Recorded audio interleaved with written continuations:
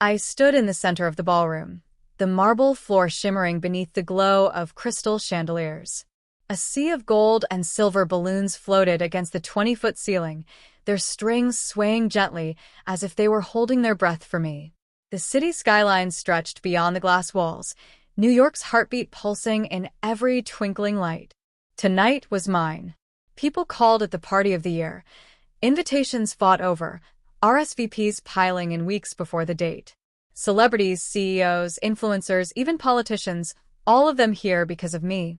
I smiled as I watched waiters glide by with trays of champagne flutes, the crystal clinking softly like background music to my thoughts.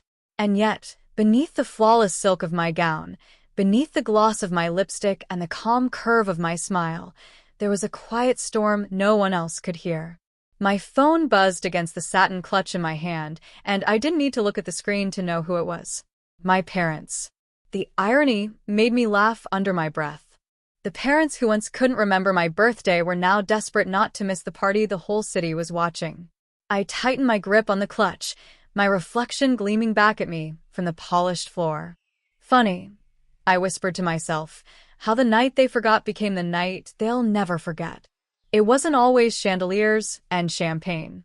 I can still remember the sharp chill of that night, the way the air inside our suburban home in Connecticut felt heavier than the winter outside.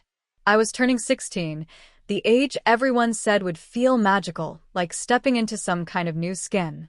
But magic doesn't exist in a house where no one remembers you. I sat on the living room couch that evening, dressed in a pale pink sweater I'd saved up for with babysitting money. A single cupcake sat on the coffee table, one I'd bought for myself from the bakery down the street. I'd even picked a candle, number 16, bright purple, tucked into the frosting like a joke. I was the only one in on. My parents weren't cruel, not in the obvious way. They were distracted. Always busy, always tired, always finding a way to celebrate my older brother's achievements while mine quietly disappeared in the background. That night, Dad stayed late at the office. Mom was preoccupied with laundry, her voice drifting down the hallway as if chores mattered more than me. My brother didn't even come home. He was at some sports banquet, where he'd be showered in applause. I sat there staring at that cupcake, waiting for anyone to walk into the room, to smile, to say the words I was starving to hear. Happy birthday, Emily. But no one came. I remember gripping the little matchbox so tightly my hands shook. When I lit the candle, the tiny flame flickered as though it pitied me. I whispered the wish anyway, tears burning the corners of my eyes. Someday, I told the flame, they'll see me. The whole world will see me. That was the first time I truly understood loneliness. But it was also the first time I felt the fire of defiance. Later that night, my grandmother called. She had always been the one person who noticed me, even from states away. Her voice, raspy yet warm, cut through the silence. Don't you ever forget, Emily, she told me. You're meant for more than this house. They may not see it, but I do. And one day, so will everyone else. I clutched the silver bracelet she'd given me the summer before, its tiny heart charm pressing against my palm. That bracelet became my promise. My reminder that if no one else celebrated me, I would learn to celebrate myself. And that night, I decided I would never again let anyone's neglect define my worth. After that birthday, I left Connecticut with nothing but a suitcase, my grandmother's bracelet, and a quiet determination burning in my chest. New York City was a labyrinth of endless possibilities, and I was determined to find a path where no one could dismiss me again. At first, the city swallowed me whole. I worked odd jobs, bartending, event setup, even waiting tables at a tiny cafe in Brooklyn. Anywhere I could keep a roof over my head while learning, absorbing, and dreaming.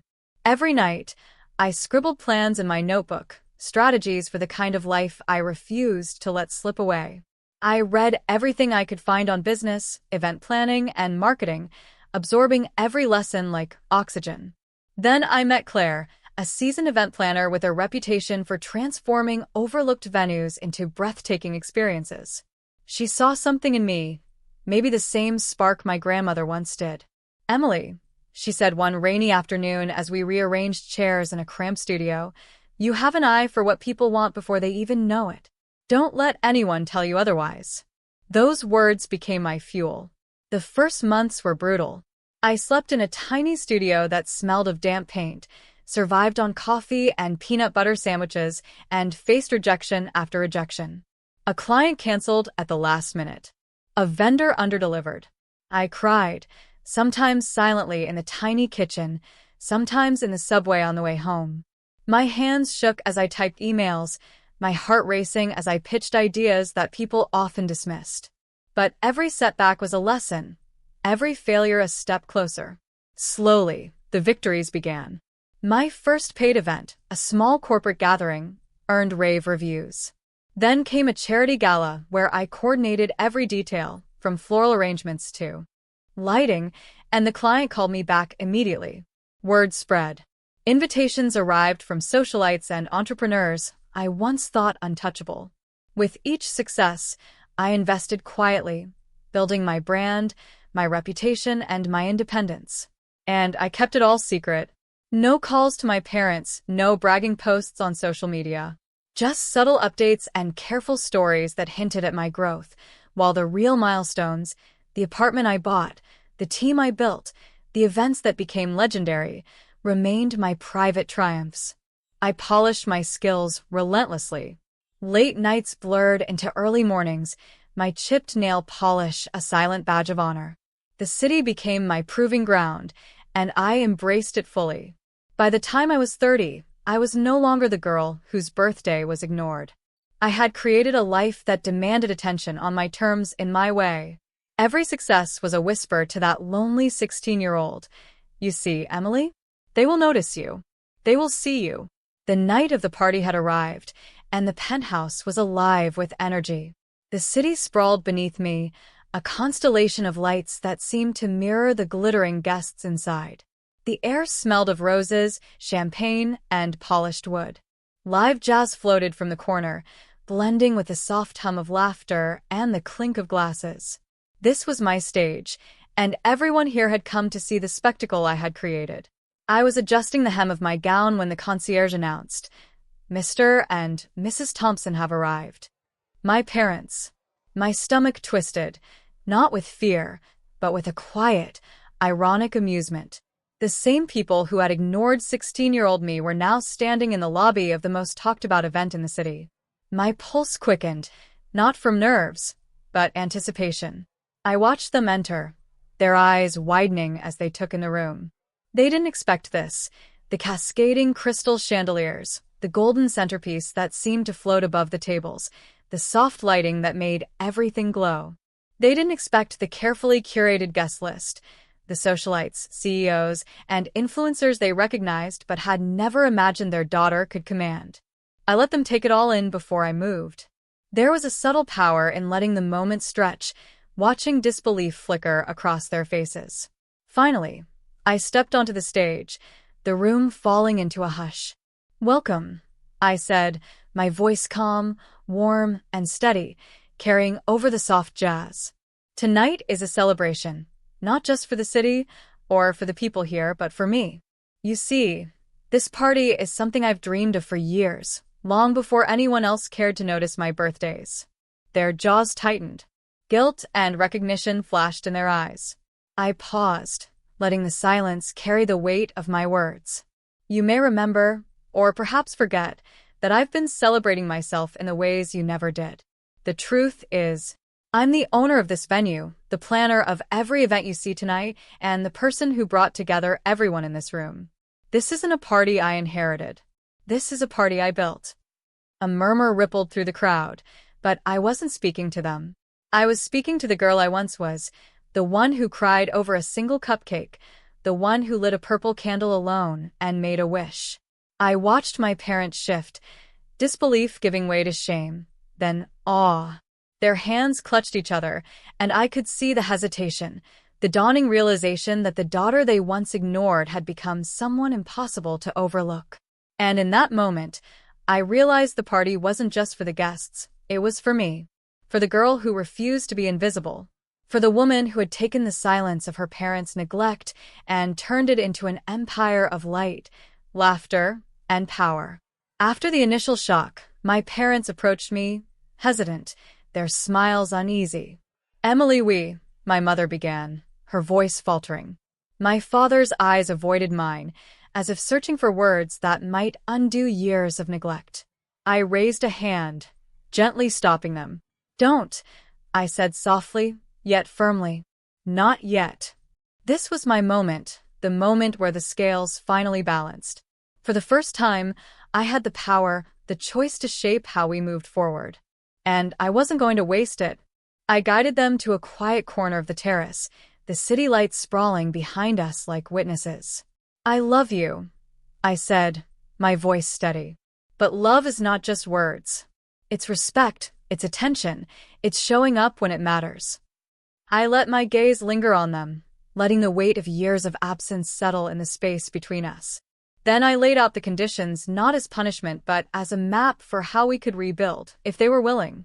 "First," I said, "if you want to be part of my life, you need to acknowledge me, not just celebrate appearances.